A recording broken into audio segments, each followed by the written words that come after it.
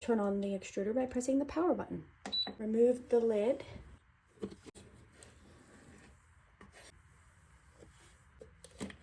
Choose for your size. You have two choices, 300 grams or 600 grams. This is 600 grams. Press play to start. Add wet ingredients. If using egg, whisk before adding. The machine will then start reversing direction, and now it's ready to extrude. We take our knife and cut. It looks like without a rest. It's rough, not all the pieces have come together. This flour has not fully hydrated yet. So we're gonna turn it off, turn it back on, choose to, and press play. And now we get another mixing cycle. Anytime you lift the lid, the machine will stop. You see that?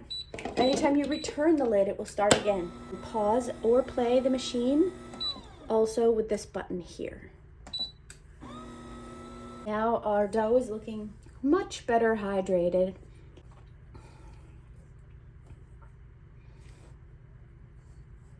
Already, I can see a much better turnout of my dough.